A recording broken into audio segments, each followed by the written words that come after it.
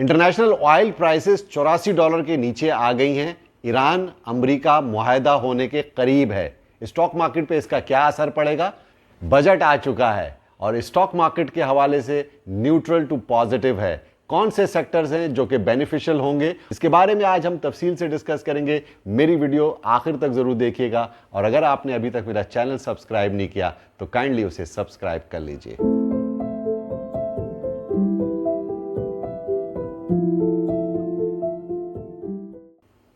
अस्सलाम वालेकुम, मैं हूं शकील अनवर कमाल और हाजिर खिदमत हूं आपके सामने स्टॉक मार्केट का वीकली राउंड अप लेकर के। जैसा कि आप जानते हैं कि गुज़िश्ता हफ्ते के इख्तिताम पर अमेरिका और ईरान के हवाले से कुछ पॉजिटिव डेवलपमेंट सामने आई हैं और जो स्टॉक मार्केट के लिए बहुत ज़्यादा पॉजिटिव है। और आपने मेरी पिछली वीडियो में मैंने आपको बताया था कि मार्केट 1,80,000 पॉइंट की तरफ अपना सफ़र शुरू कर चुकी है और ये टारगेट अचीवेबल नज़र आ रहा है, इसलिए कि अब जो टेंशन थी, जो कशीदगी थी, उसमें कमी होती हुई नज़र आ रही है। और जो सबसे इंपॉर्टेंट फैक्टर है वो ईरान की तरफ से एक हौसला अफजा बयान है।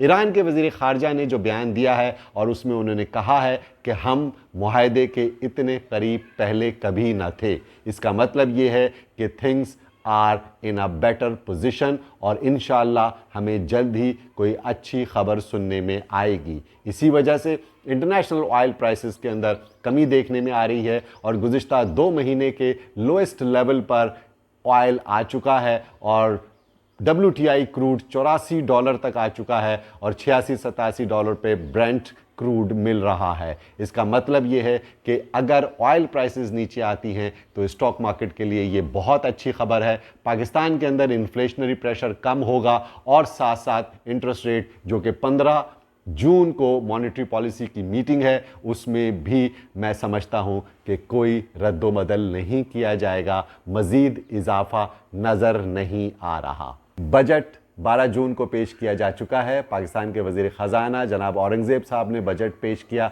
बजट आपको जानते ही हैं कि आमदनी और अखराजात का एक मीज़ानिया है और पाकिस्तान में हमेशा से ऐसा होता आ रहा है कि पाकिस्तान में आमदनी कम है और अखराजात ज़्यादा है और इस तवाज़ुन को पूरा करने के लिए पाकिस्तान को कर्ज़ा लेना पड़ता है, जिसमें सबसे ज़्यादा पाकिस्तान को सूद की अदायगी में बजट में पैसे रखने पड़ते हैं। मख्तस किए जाने वाली रकम में सबसे ज़्यादा डेट सर्विसिंग कॉस्ट है पाकिस्तान की। इस बजट के अंदर मैंने जैसा कि पहले कहा था कि ये न्यूट्रल होगा स्टॉक मार्केट के लिए। इसमें सबसे अच्छी जो 3 अहम बातें हैं वो मैं आपको बताना चाहता हूं। पाकिस्तान की जो सैलरीड क्लास जो कि सबसे ज़्यादा टैक्स में कंट्रीब्यूट करती है उस पर कुछ रिलीफ देने की कोशिश की गई है और उनके टैक्स स्लैब में मुनासिब सी कमी की गई है। उम्मीद है कि आगे जा कर के उनके ऊपर मज़ीद टैक्स का बोझ कम किया जाए। इट्स अ गुड साइन, क्योंकि पाकिस्तान की इकॉनमी के अंदर सैलरीड क्लास के ऊपर जितना बोझ टैक्स का है वो शायद कहीं और नहीं है।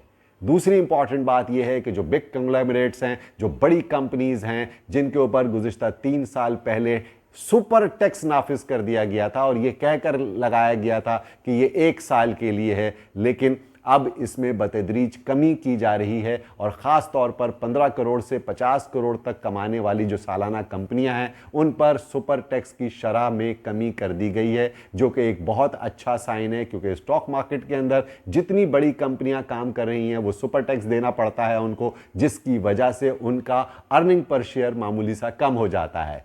अब इस सुपर टैक्स के कमी से इन कंपनीज को बेनिफिट होगा। तीसरी इंपॉर्टेंट खबर इसमें यह है कि पाकिस्तान का जो रियल एस्टेट सेक्टर है वो गुज़िश्ता कई सालों से जमूद का शिकार था।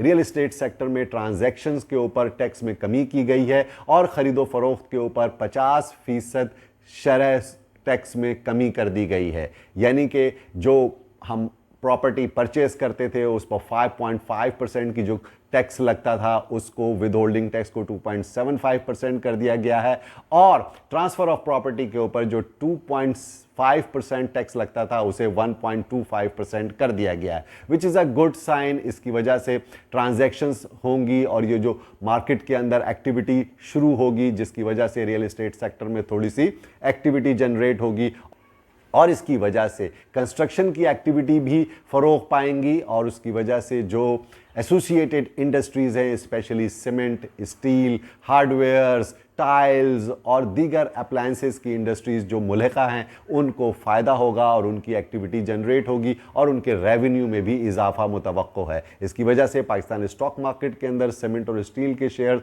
और एसोसिएटेड कंपनीज़ जो कि रियल एस्टेट से वाबस्ता हैं उन कंपनीज़ को फ़ायदा होने के इम्कानात हैं।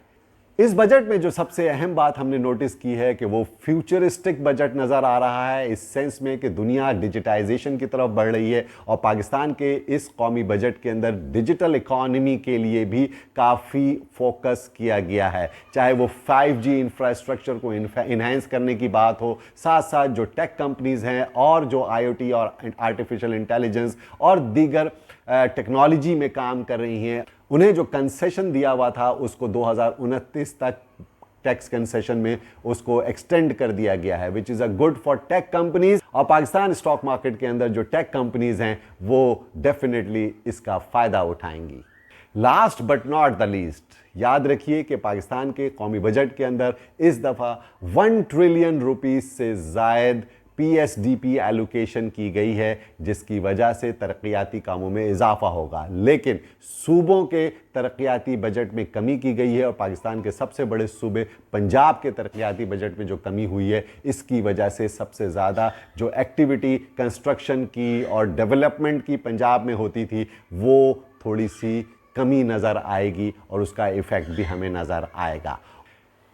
ओवरऑल पाकिस्तान का जो बजट पेश किया गया वो स्टॉक मार्केट के लिए न्यूट्रल टू पॉजिटिव है। आप मार्केट के अंदर कंपनीज की अर्निंग पे नज़र रखिए, डिविडेंड पे आउट्स पे नज़र रखिए और कंपनीज की ग्रोथ स्टोरी पे नज़र रखिए। यकीनन ये मार्केट आगे जा करके 1,80,000 पॉइंट का लेवल भी क्रॉस कर सकती है, लेकिन जो जियोपॉलिटिकल सिचुएशन है उस पर वॉच रखने की शदीद ज़रूरत है। उम्मीद है कि आज की वीडियो आपको पसंद आई होगी। अगर आपका कोई सवाल है तो काइंडली मुझे कमेंट में ज़रूर लिखिएगा। आप सबका बहुत बहुत शुक्रिया।